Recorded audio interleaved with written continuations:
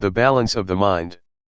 You have to bear in mind that words or language have their limitations, they cannot express or convey all conditions of mind, but you can see for yourself what happens to your mind during the practice.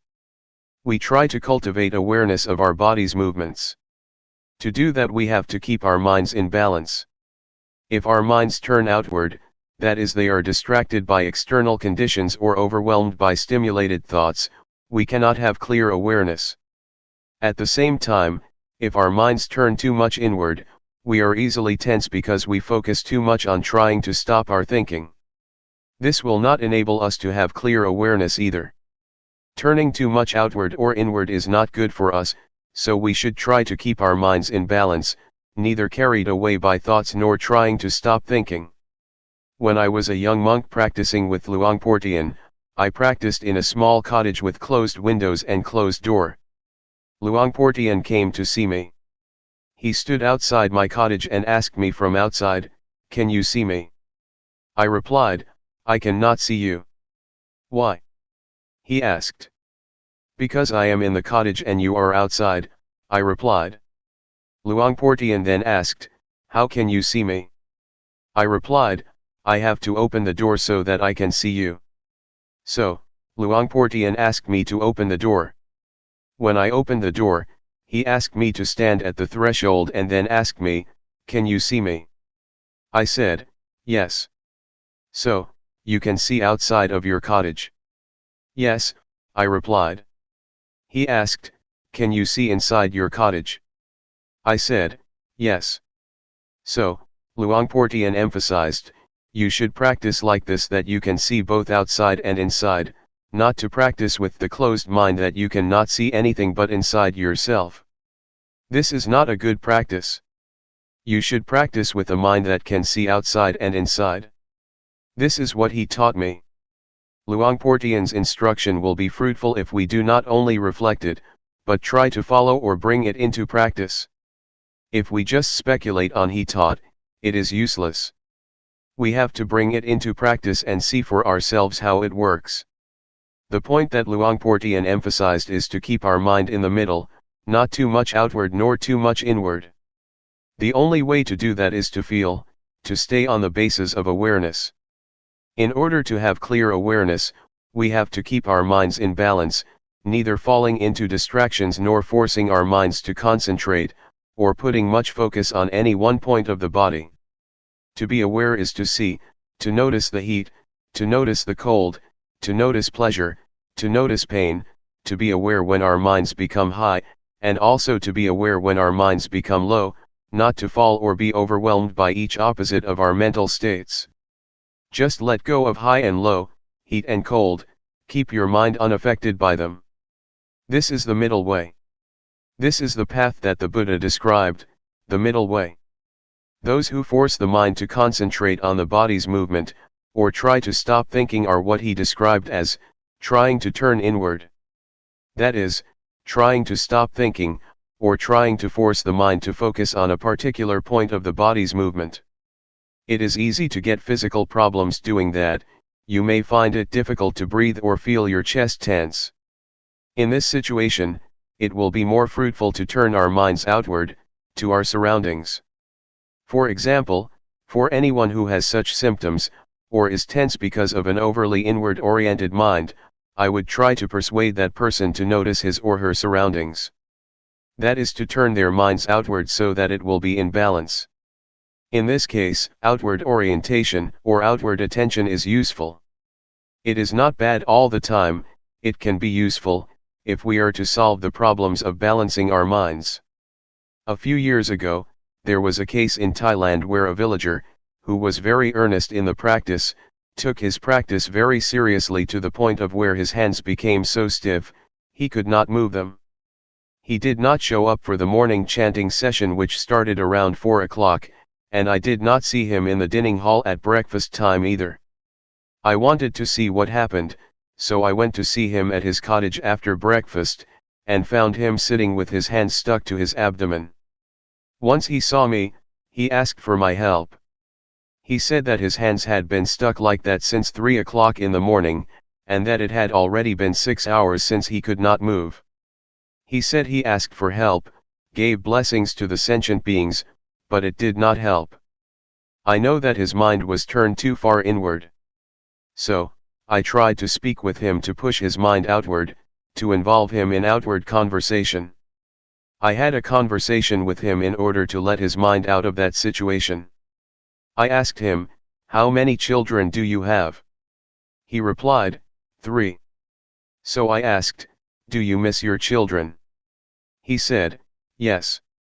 "How are you planning to help your children when they grow up?" I asked. He started telling me his plan for helping his children. Unconsciously, his hands fell down, and he did not even realize it, still talking, replying to me. A few minutes later, he found that, oh, his hands fell down. It happened because his mind became interested in something outside, his mind became balanced, and the problem of his hands was solved by itself. This is an example of how problems can be solved if we try to keep our minds in balance. So, please take advantage of whatever happens to you, whether it be distraction, tension, or repression. Do not feel it is useless. When you feel distraction, it is useful if you try to learn from it. You can learn a lot from whatever happens to you. So, make the best use of it. Do not feel bad when your mind is carried away by thoughts or feels scattered. It can reflect a lot about yourself and the nature of your mind if you pay attention to it. Take it easy, feel relaxed when you practice. For me, I have no problem sitting or walking for a long time without being tired, because I feel relaxed and I take it easy. Whatever happens to you, do not become fussy or frustrated. When you lose awareness, or when you become stuck in your thoughts or in your thinking process, do not be fussy about it. Just feel that it is all right and then come back to the awareness. With this kind of attitude you will feel comfortable, and will get through any kind of problem. You may face not only tension or frustration, but also drowsiness or anxiety. But if you take it easy with the effort, with the attempt to resist these tendencies, you will overcome all of them. Any questions? Question: You just mentioned that when you reflect you can understand more about yourself, but during the practice, aren't we supposed to not think and just be aware? Answer: Yes, at this time you need not to investigate. Just be aware of it, just see it, that is enough. You will finally understand the thoughts, so you need not investigate. Just being aware of them is enough. I would like to add that once you have a better understanding of yourself and your mind, you should be careful not to fall into the trap of knowledge. Just knowing that you know is enough. If you become excited with your knowledge, it can distract you or obstruct you from being aware of your body. Question: Does the knowledge obstruct because you are thinking too much? Answer: It is a trap. It obstructs the practice because when you know more and more you become fascinated by knowledge. When you know more and more, you tend to follow the flow of the knowledge and then you lose the practice of awareness. There is a possibility that insight will arise within your mind, wisdom, or insight into the nature of body and mind. You will have an understanding about wholesome, unwholesome, sin, and merit. You will understand the three common characteristics: impermanence, suffering, and no self. You will realize that you can be a monk in essence though you are a layperson. Some monks, after practicing and achieving such insight, exclaim that, "This is the first time that I feel as though I am a real monk. Just today I became a monk." Despite the fact that they had been ordained for many years, they felt that they were not monks until then.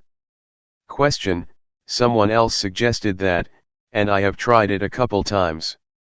After you practice a long time, you feel very well and calm. That is a good time to think about what you want to do in the future, because your mind is very clear at that point. Answer: there is no problem if you know when to finish. There are some artists who use meditation to calm the mind in order to paint.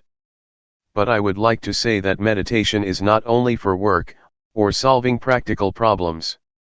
You should aim beyond that, to remove suffering. We should use meditation for a higher purpose than solving the practical problems of daily life. Just keep this in mind so that we can make the most of it. Do not try to achieve anything. Do not try to achieve supernatural powers, or want to be better than other people, to compete with other people, or to have a special mystical power. Do not have such an attitude or it will obstruct the practice. I would like to give another example. One monk in Thailand had achieved a lot before his entrance to the monkhood. He was a member of parliament, he had achieved everything he wanted to achieve. So his mind was achievement-oriented, and when he became a monk, he still had this attitude. When he practiced, he tried to achieve spiritual power, he tried to attain insight, the higher wisdom. He drove himself to practice a lot until his mind became out of balance. When he met me, he asked me, "Do you see that my robe is full of lotus? I am not an ordinary monk now." I took this monk out of the temple and tried to help him become normal. I took him to see the flowers, the trees, talked to him and made him forget the practice for a while, so that he became relaxed and felt better. But do not worry that you will be like him. I can assure you that I will take you to the right path. If you stay firm in your awareness and don't expect anything more than awareness, you will be all right. Question: was he practicing with Luangpor or with someone else? Answer: with another master, he was just visiting the temple. After a brief chat, I knew that the monk had a problem. Question: it is interesting that this monk would trust Luangpor. If they do not trust, the problem cannot be solved. Answer: it has nothing to do with trust. Because if we have the means to solve the problem, we just talk with him personally, and if we know how to help him get out of the trap that he is falling into, then we can help. In fact, this problem can be solved by itself, but it takes time, probably 10 days if nobody helped him. Question: I think maybe I am too inward in my practice, because when he told his interesting story I realized that all the tension in my back was leaving. After I went outward and listened to his story, I started to forget all about the pain. I still have a congested head, but I can see now that my back tension is releasing. Answer: it is okay. Whatever happens, do not be worried. You should learn how to solve the problem yourself. For example, when you become tense, try to look outward, see your surroundings and pay attention to them. This will help balance your mind. Question: I have noticed that when I go outside to walk around the pond, I feel more relaxed than I do in here. When I work in here, I feel more tense. When I work out there, it feels lighter to me. Answer: do not worry about whether your practice is right or wrong, do not try to achieve the right practice, just keep your mind relaxed and feel comfortable, going beyond anxiety or desire. Question: Luangpor mentioned earlier that hindrances can be helpful, so sleepiness or things like that can be helpful, we just need to resist them. I am just thinking, for example, that today I feel drowsy, and I have been staying with it. I am just thinking that maybe it is helpful sometimes to just go take a nap. When you wake up you feel refreshed, then you can practice better instead of trying to stay with it for a long time. Answer: if your body needs rest or feels physically tired, taking a nap is alright. Even the Buddha suggested you do that if your body needs it. But we should not take a nap on every occasion, just special occasions. If you take a nap every time you feel drowsy, you will not go anywhere. Question: in Sati meditation, we use our body's movement as the object of meditation. While doing the practice, there are other sensations of the body taking place, such as the stomach growling, legs going numb or coughing, etc. Where do we place awareness? Answer: when you cough, do it mindfully. When you feel tense or when you feel tired or have physical pain, sometimes it is not good to resist it. You have to reduce that pain by changing your position from sitting to walking, etc. You have to learn how to reduce this kind of suffering. It also depends on the case. For example, when you feel pain at your neck, you are aware of it, but you should not concentrate on or pay attention to it. You should just continue the awareness of your hands movement. But if you feel tired and your body needs to relax, then you should change postures, or if you have gas in your stomach, the gas should be released mindfully. Question: can you define mindfully, please? Answer: you are aware of it. Mindfulness and awareness are interchangeable. Practically speaking, they are the same, concomitant, twins. So, to be mindful is to be aware of that particular thing. Question: but when you talk about awareness, you are talking about your senses, right? What you feel, what you taste, what you hear, what you see, that is all part of awareness, right? Answer: yes. Knowing what you see and what you hear is awareness. But for the practice, you just pay attention to the object of meditation, like the body's movement. Once, while I was practicing sitting meditation, a big snake moved towards me and it seemed to me that it did not realize that I was in front of it. So, I tried to stop it and make it aware that there was a person in front of it. I threw a matchbox in front of it, and it raised its head once it realized that there was something in front of it. Once I knew it was a cobra, I tried to protect myself without fear, without nervousness or anxiety. Since at that moment, I knew I should not move hastily, I did it mindfully, grasping my robe to protect myself. I prevented the cobra from biting me. June 9, 1997. The Threefold Training. We have to study ourselves to gain a better understanding of ourselves, otherwise, we will become the victim of suffering. Suffering will become our master, and control our minds. If we know ourselves, we become our own masters and can live our lives accordingly. Within ourselves, there is both heaven and hell, merit and evil. Our mind can be the source of happiness or the source of suffering. Pleasure and pain are inside ourselves, as are all states of mind. If we know ourselves better, we will learn how to make our lives happy and free from suffering. There is no better way to understand ourselves, to work and see ourselves internally, than practicing meditation. But normally people are not much interested in meditation.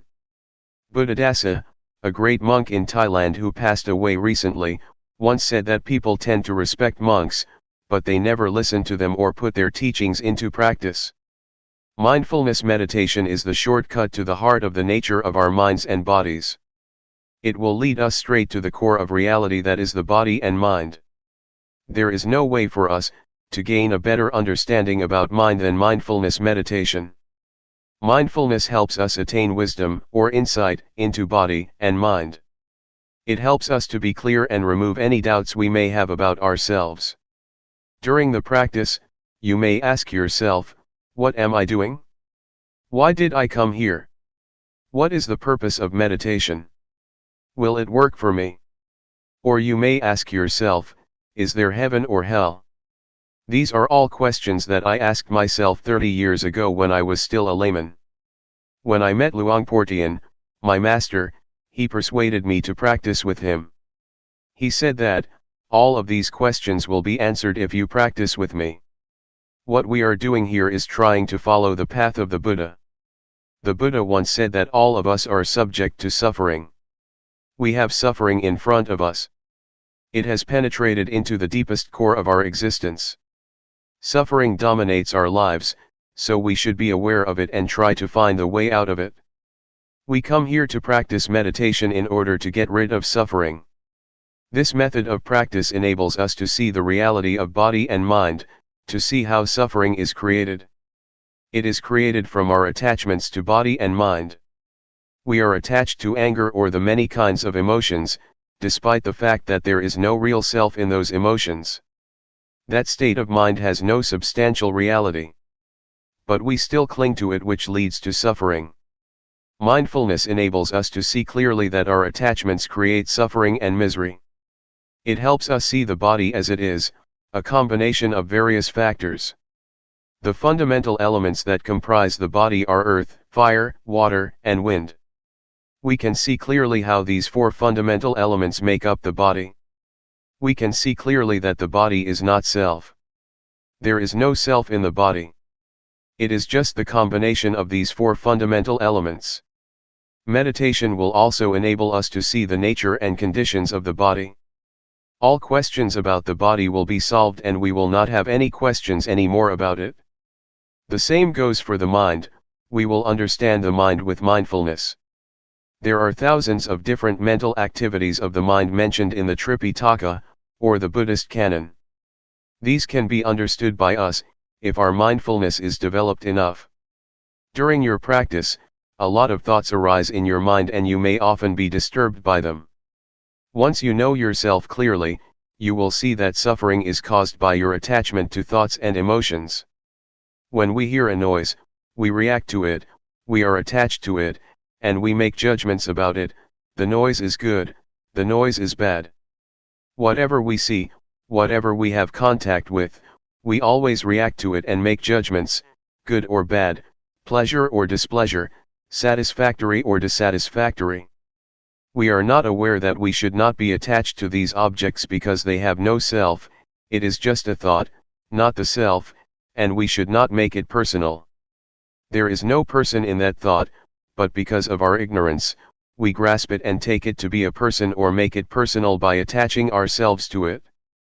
Mindfulness meditation helps us to see, to go beyond convention. Conventions are not the ultimate reality. They are what we assume them to be. You assume that this is good, that this is bad. I am the monk, you are the layperson, this is Guanyin Bodhisattva, etc. We are attached to convention, and this makes us suffer. If we see the ultimate reality, we will see and understand that convention is just what we agree upon together. This insight, with this understanding of conventional reality, suffering has no basis of existence. Suffering exists because we are attached to conventional reality. Once we have insight into conventional reality, and understand that it is not the ultimate reality, suffering cannot be sustained. This is the ultimate insight that we can attain if we develop enough mindfulness. The practice covers the whole aspects of the training according to Buddhism. According to Buddhism, there are three aspects of the training we call the threefold training: training in higher morality, training in higher concentration, and training in higher wisdom. When you practice and develop awareness, the awareness will keep you moral, because if you have awareness, you will not be inclined or tempted to conduct evil. Awareness will enable you to be calm and have a peaceful mind. And, obviously, awareness will bring you to wisdom, to have insight into the nature of reality. You can see that whatever object we have contact with, there is no real self, no independent or substantial self that we can attach to. This will enable us to see reality as it is, to see how impermanent it is, to see how suffering it is, to see that there is not a self that we can attach ourselves to. Everything will be seen under this framework as being impermanent, suffering, and no self. We see what is subject to impermanence, what is subject to suffering, what is subject to no self. We let it be as it is. We are not attached to it. These are the insights that we can gain from the practice. With the insights I mentioned to you, our lives will not be harmful to either other people or to ourselves, because there will be no base for hatred, greed, or delusion to exist. We know that there is no permanent self for us to attach to, so we will feel free, we will feel independent because we have nothing to be worried about. I can assure you that this practice is the way to the noble path, to a noble being, to a noble life. It will lead to the truth that can be shared by everybody, realized by everybody. It cannot be deceived or distorted because it is already inherent in all of us. There is a saying in Thailand that morality will bring us happiness, a peaceful life, and enlightenment. The morality that I mentioned can be achieved by being mindful, by cultivating mindfulness, and it can be assured by the practice that I suggest and instruct you in. Anyway, what I teach is from experience. What I say now may repeat what I said before. It may not flow vertically or continuously, but it is the experience that comes from my heart and can be shared by anybody who practices. Enlightenment means there is no self to suffer, the self vanishes, so there is no base for suffering to exist.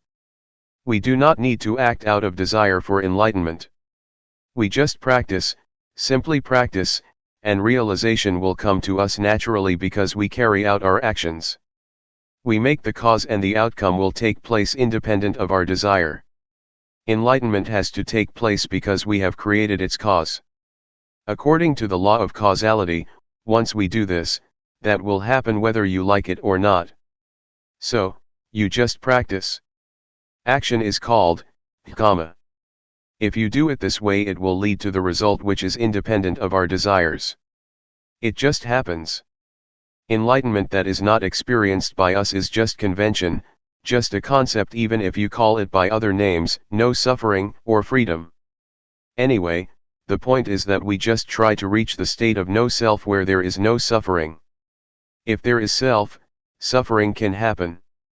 If there is no self, suffering cannot be sustained. It is not desire because enlightenment is already in ourselves, hell and heaven are already in ourselves, everything is in ourselves including enlightenment and the path. So it is not something out there to be desired or grasped. You need not think about it. You can realize it if you practice enough. For example, does anger last? No. Have you ever acted out of anger? Yes. When you get angry and you fight back, anger fades away and is replaced by sympathy or guilt. So, you can see that anger has vanished and was transformed into other kinds of emotions. The same also applies to suffering. In fact, it does not last long unless we attach ourselves to it. If we are not attached to suffering, it will dissipate. This can happen if we have insight. Whatever we encounter, we will understand that it is impermanent, unsatisfactory, and no self. We will discard it easily without attaching to it. We let it go like garbage. There are many kinds of garbage: paper, plastic, recyclable or non-recyclable. We throw the garbage out according to its category. The same applies to whatever experiences we have. Once we make contact with any kind of object, we let it go. We discard it according to its nature: this is impermanent, this is suffering, or this is no self. All experiences can be perceived into three characteristics, and we just let them go according to their nature.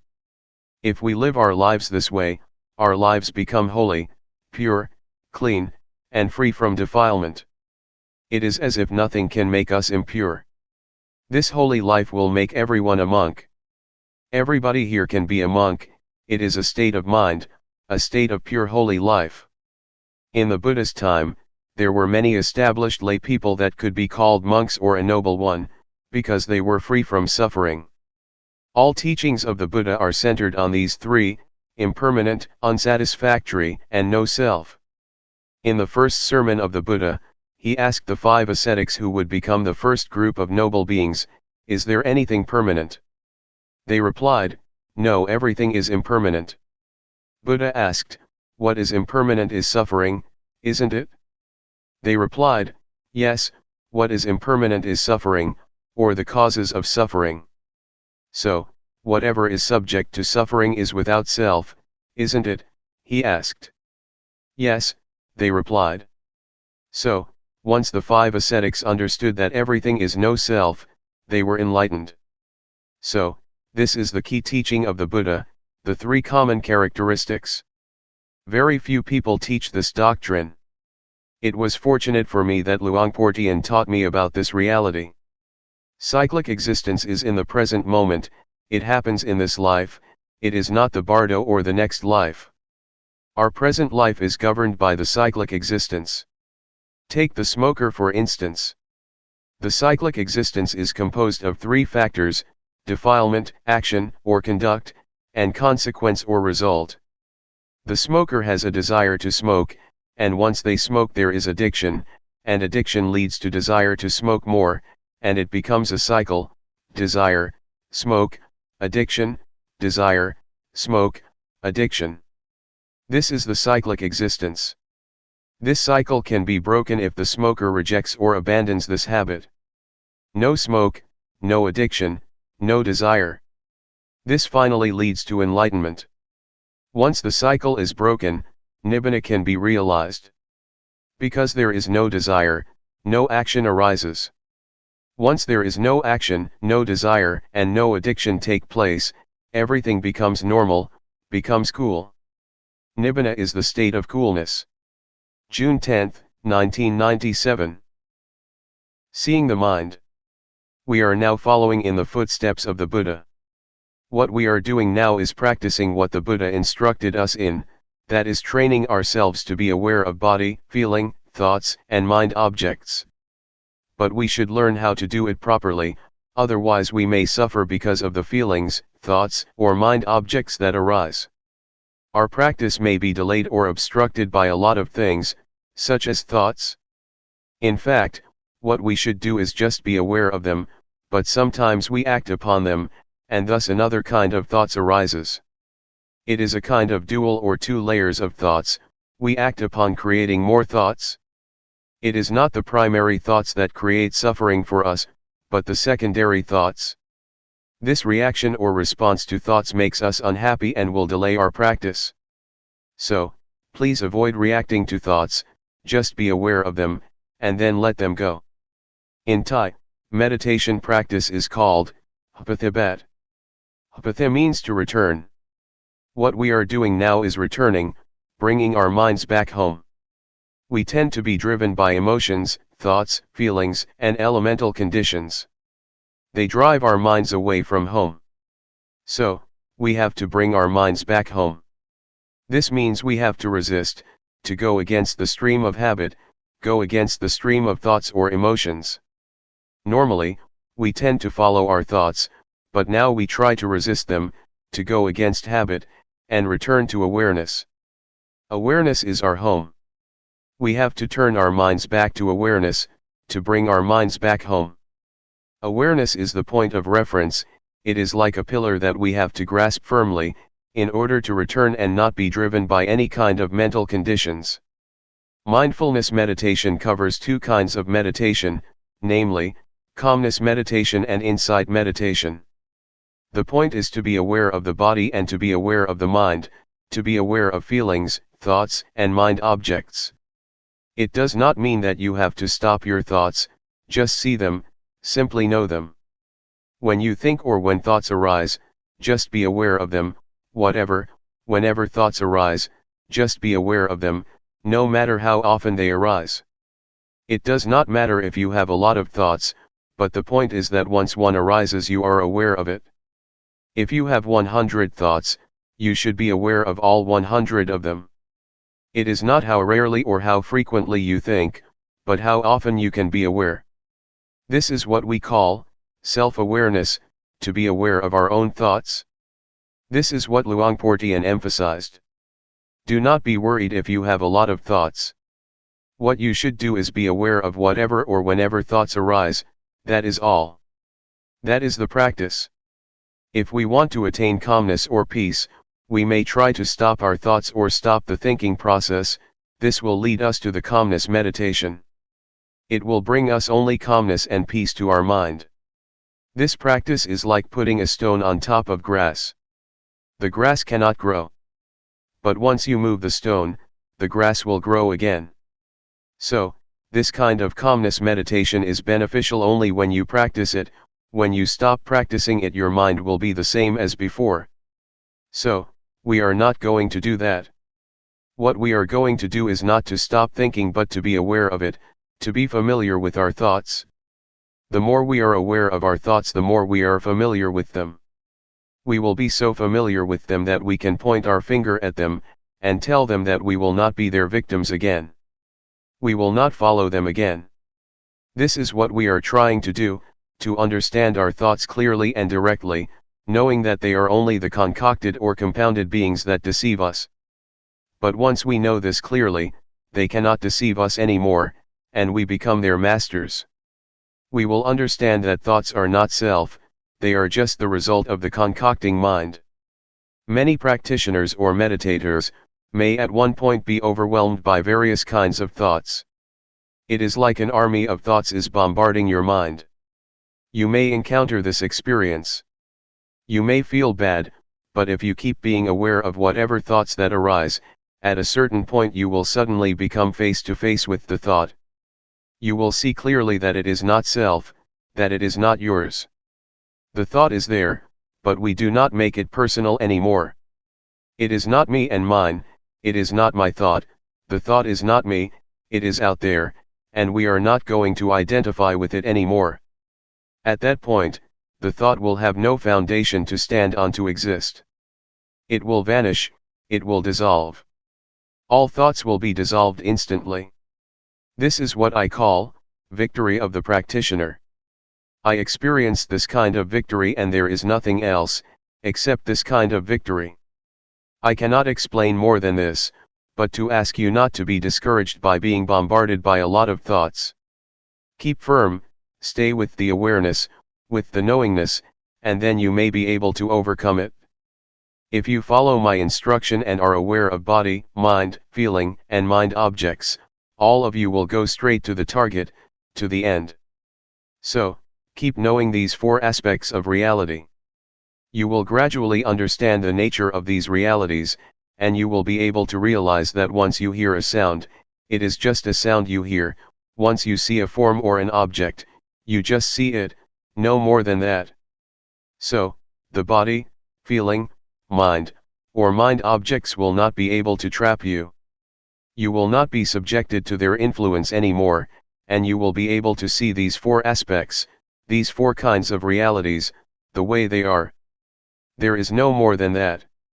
Take feeling, for example. If you are not aware of it, once one arises, it will not be just a feeling. It will be more than that. You will judge this feeling. Is it good? Is it bad? A lot of convention, a lot of values will come into play because you are not aware of the feelings. This is good, this is bad, this is desirable, this is undesirable.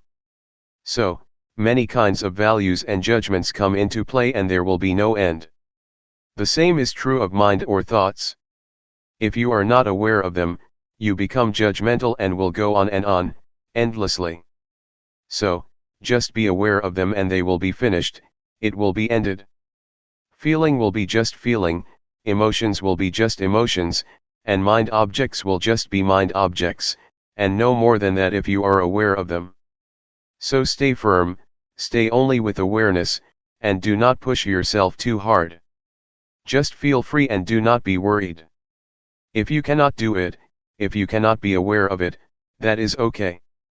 Do not feel bad for yourself, do not feel regret, oh, I made a mistake. No, just forget it, just go ahead with your practice. Eventually you will realize the truth through awareness. With awareness the truth will reveal itself. The truth of feeling, the truth of mind, the truth of mind objects, and the truth of body will reveal themselves without your memorizing from texts. These truths cannot be memorized, but it is in your capacity to realize them. From my personal interview, all of you have already experienced what is in yourselves. You did not experience something in your imagination. What you explained to me during the past few days is what you have experienced. It is inside yourselves, it is useful. Do not discard it. If you know how to see it properly, it may not be mindfulness that you wish for, but it is still useful for you to use it, for you to understand it. So, just try to learn from it, and it will give you insight or wisdom. What we have experienced so far is not beyond the realm of body and mind. This is the physical body, and feelings, thoughts, and mind objects are in the realm of the mind. So you did not experience something out there. It is already in your body and mind. Try to make use of it skillfully. Luangpor Teean told me that the training of the mind is to see the mind, to look into it, not to seek for calmness of mind. Just see it, just be aware of it, and you will have proper mental training. Since your experience is not beyond body and mind, you do not experience something out there. You experience what is already in yourselves. So, just feel free, feel relaxed and know that you have done nothing wrong. But if you see the image of hell or heaven out there, if you smell odor out there, if you see a vision of angels or a deity out there, you are traversing the wrong path. Please come back. Just try to see, be aware of what is already in your body and mind. That is all. Do not look beyond that. What you have already done may be called meditation, observing the precepts, or earning merit. The meditation you practiced has already covered what I just mentioned. When you practice meditation here, your mind becomes normal, that is sila, or morality. It means normal, normal in conduct, normal in deeds. If you feel calm and peaceful, that is wholesomeness, or husala. If you know how to be free from your thoughts, that is wisdom, even if you suffer because of them, as long as you learn from them, you have gained wisdom. It is knowledge. It is not necessarily negative. When you practice, you do not do anything harmful to yourself nor to anybody, which means you have already kept the precepts, observed morality. So, morality, concentration, wisdom, wholesomeness or merit, have already been developed from your practice.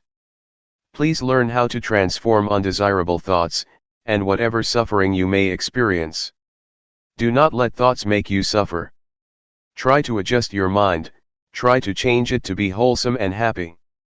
You have to learn by yourself to solve your own problems, and if you keep solving your problems, you will have what we call wisdom. You will learn that you are your own master, you will know that your own self is your refuge, and this is the ultimate truth that everybody should understand. There is no refuge other than oneself. Any questions?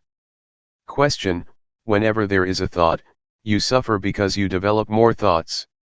Thoughts that stem from intentional thoughts are okay, I think.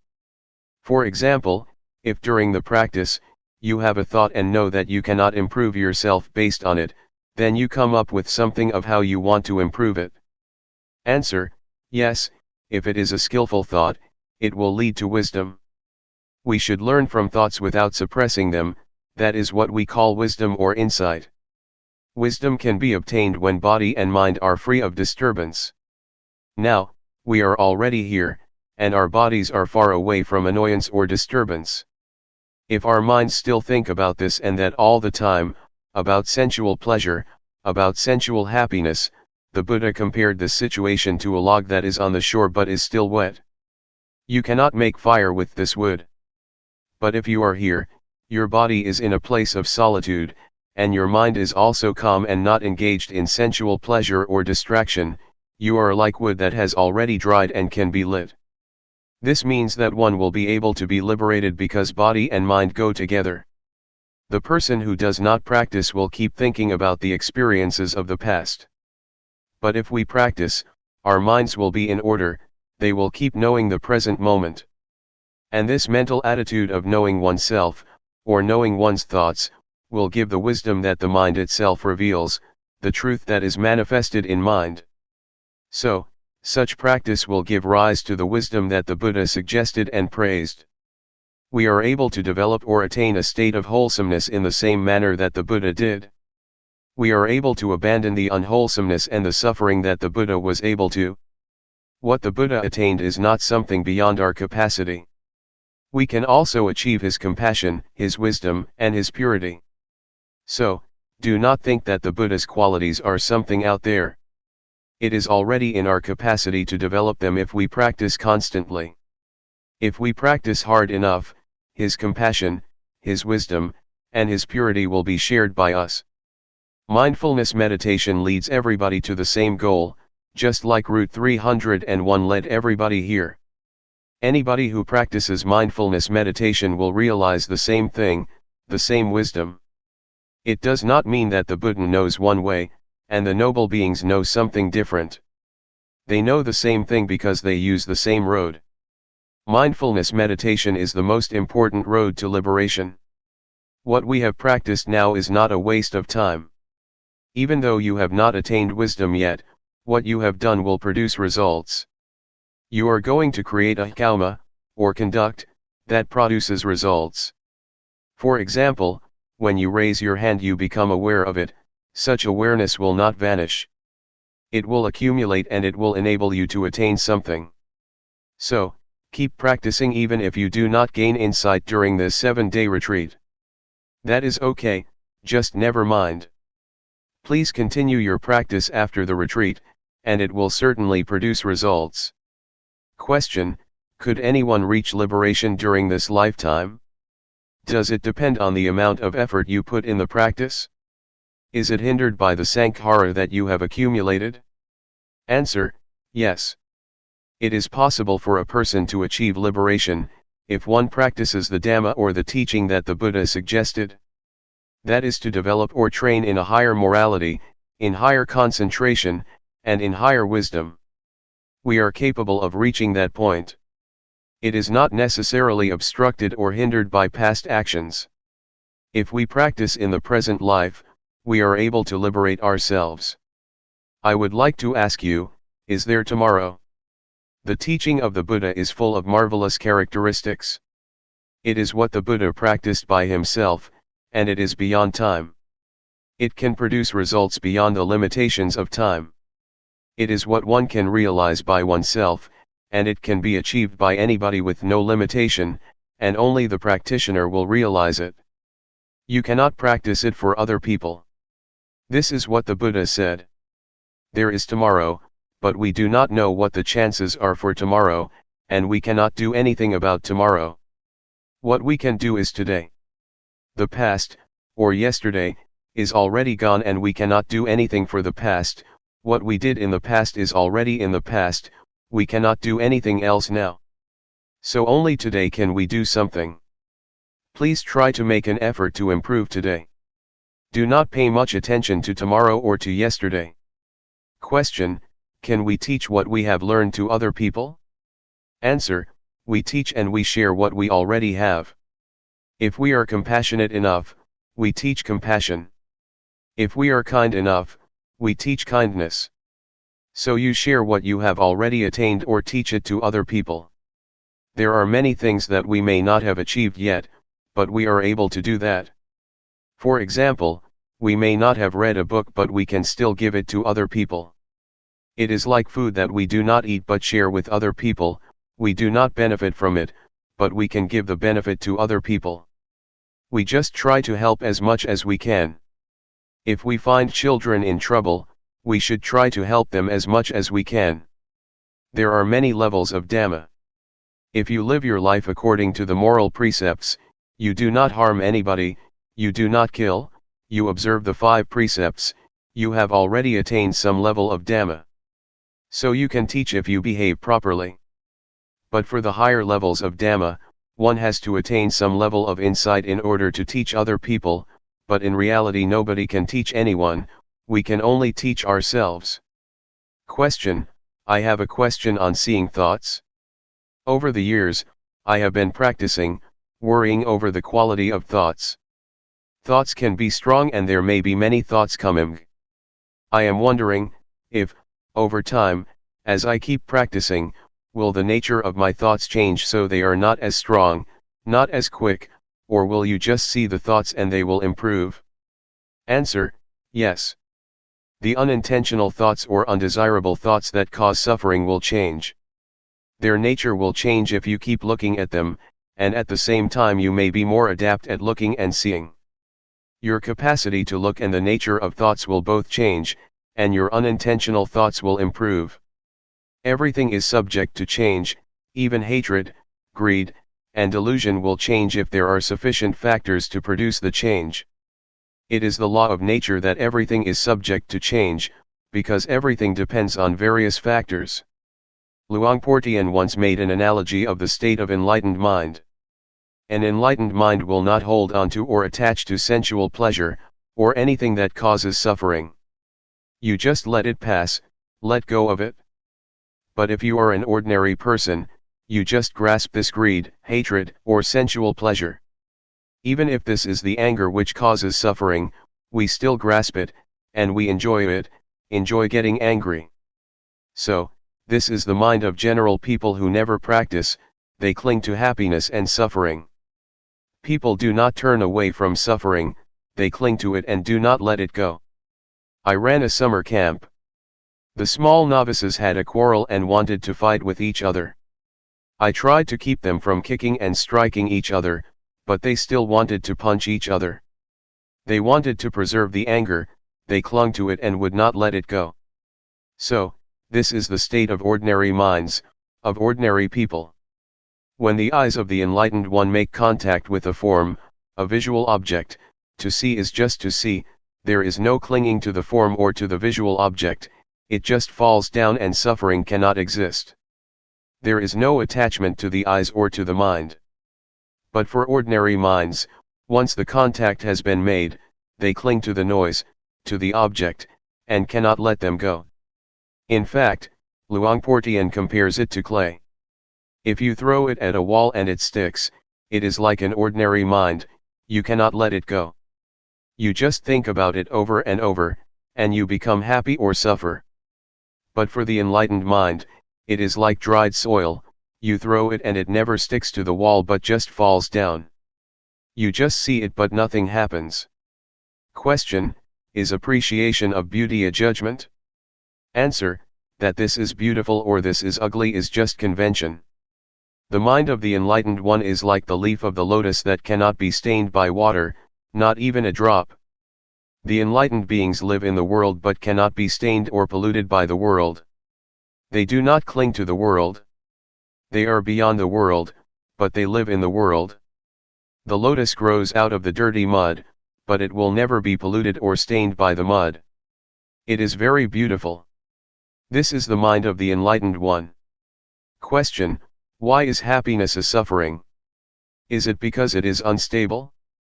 Answer: if it is general happiness, it is suffering because it is subject to change. It is just convention. But supreme happiness, liberation, or enlightenment, is different. No happiness is greater than enlightenment. June 12, 1997. Foundations of Mindfulness.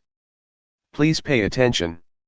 We have been following the instructions that the Buddha gave in the sutta called Satipatthana, or the sutta about the four foundations of mindfulness, which covers all human activities.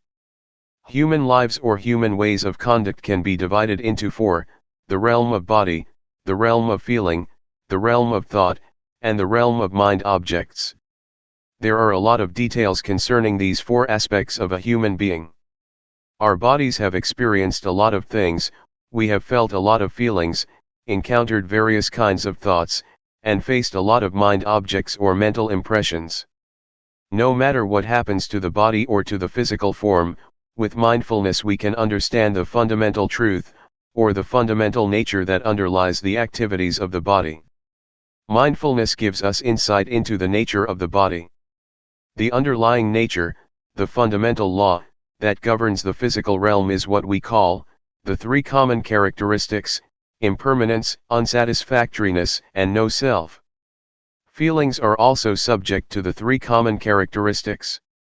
Every kind of feeling, whether it results from contact with the eyes, with the ears, with the nose, with the tongue, with body, or with mind, is subject to these three common characteristics.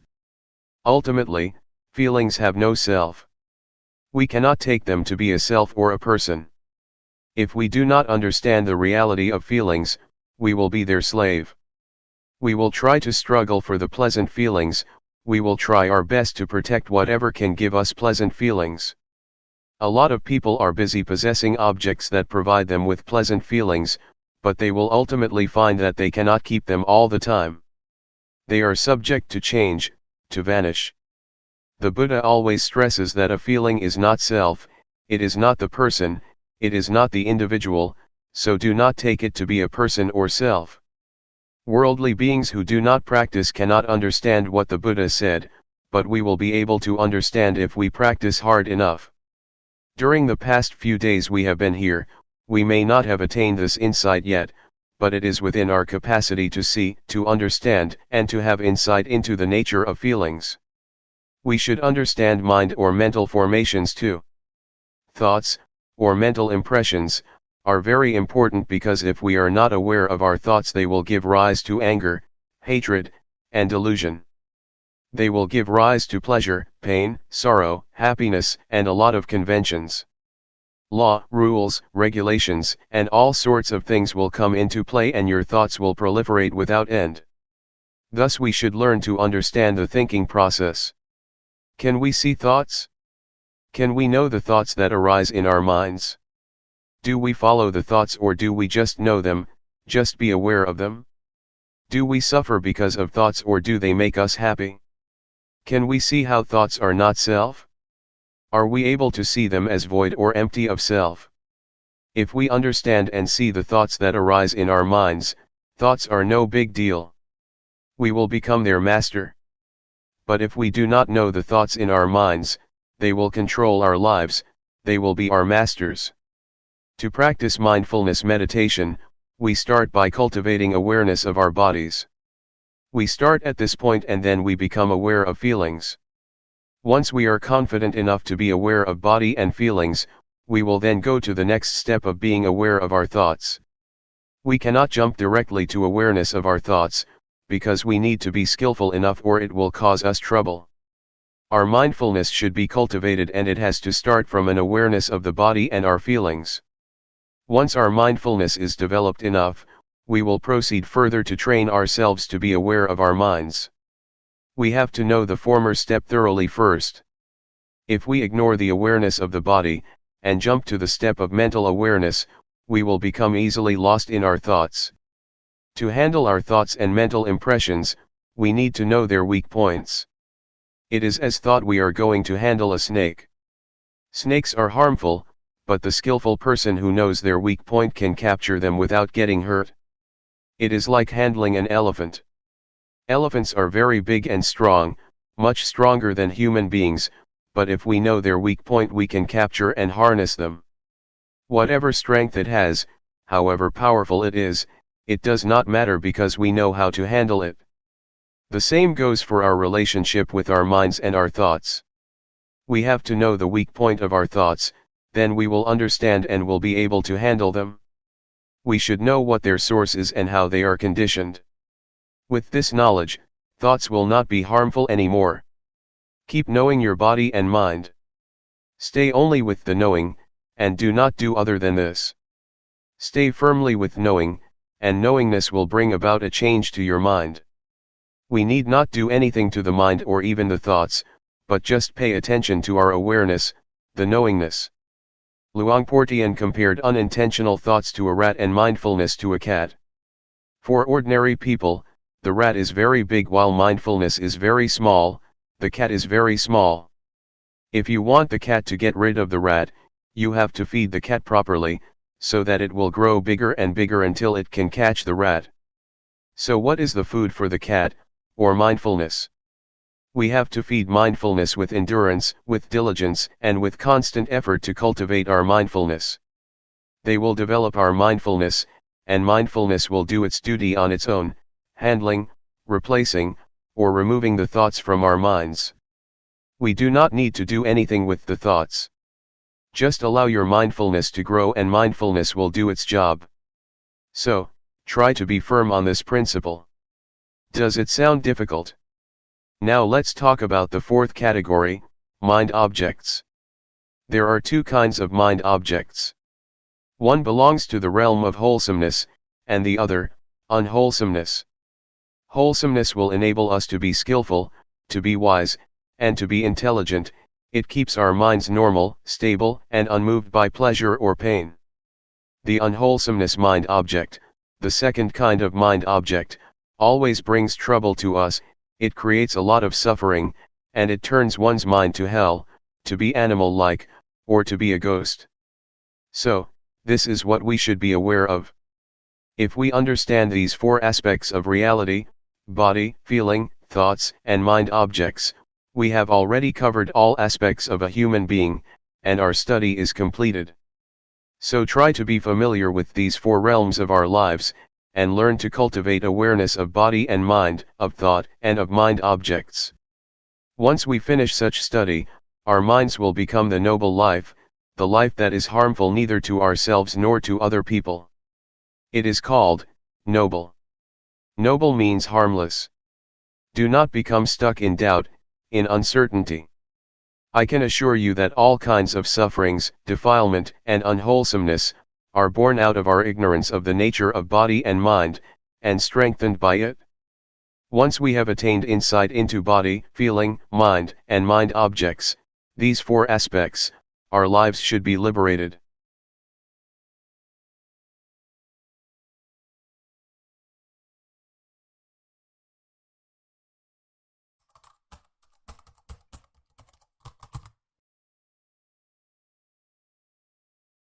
May all beings be at ease, whatever living beings there may be,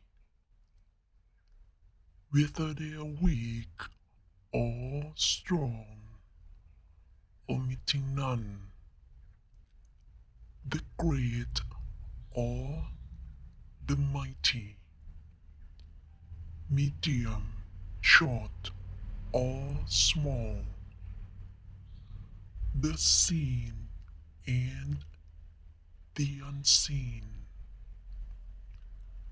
those living near and far away, those born and to be born. May all beings be at ease.